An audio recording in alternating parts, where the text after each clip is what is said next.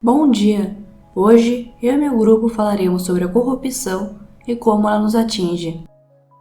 De maneira genérica, conforme a definição da ONU, Organização das Nações Unidas, corrupção seria o abuso da função pública para ganho pessoal, direto ou indireto. Ganho direto incluiria benefícios que alguém assegura indevidamente para sua organização.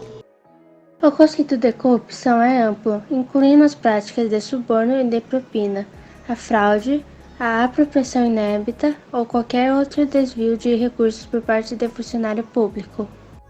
Além disso, pode envolver casos de nepotismo, extorsão, tráfico de influência, utilização de informação privilegiada para fins pessoais e a compra e venda de sentenças judiciais, entre diversas outras práticas.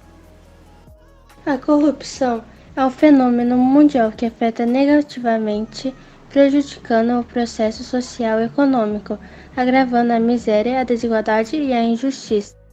Por causa dos casos nacionais que conhecemos, a economia brasileira despenca de um alto nível, fazendo com que a imagem do Brasil também diminua de nível.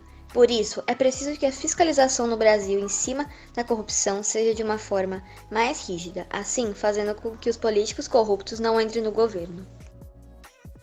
Quando se abre o jornal no Brasil, é raro não nos defrontarmos com escândalos no mundo político. Casos de malversação de recursos públicos, em que sempre olhamos de um modo muito cético os rumos que a política brasileira tem tomado. Criam-se dessa forma um clamor moral que gera instabilidade e barreiras a projetos de políticas públicas. Contudo, apesar dessa sucessão de escândalos no Brasil, existe uma sensação de impotência por parte da sociedade.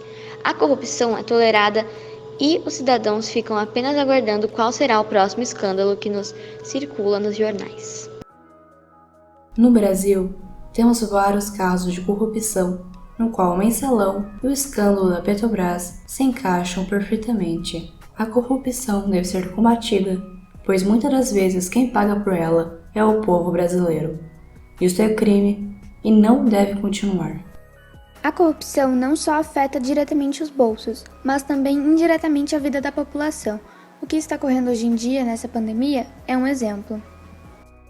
A Polícia Federal cumpre nesta terça-feira, dia 30, no Amazonas, 20 mandados de busca e apreensão e 8 de prisão temporária de investigados por fraude e superfaturamento nas ações de combate à pandemia do novo coronavírus no estado.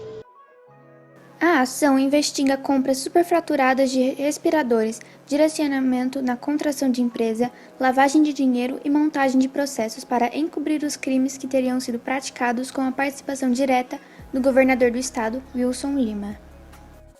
Algumas medidas podem ser tomadas para combater tal crime. Mudar as leis que são permissivas. A legislação brasileira dificulta o combate à corrupção, em alguns casos, até estimula. Os crimes praticados por corruptos e corruptores têm punições leves.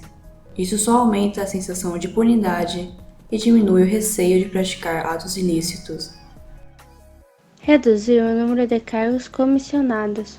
A quantidade exagerada de pessoas que estão no serviço público por indicação política, sem prestar concurso, estimula a troca de favores e a proliferação de funcionários fantasmas. Melhorar o controle público. Os brasileiros, em geral, têm dificuldade para obter informações do poder público. A maioria dos órgãos estatais, por exemplo, simplesmente ignora a internet como instrumento de divulgação de informações. A transparência é indiscutivelmente o maior inimigo da corrupção. Muitos políticos sabem disso e por isso têm tanto medo de divulgá-las. Obrigado por assistirem até aqui e tenham um bom dia.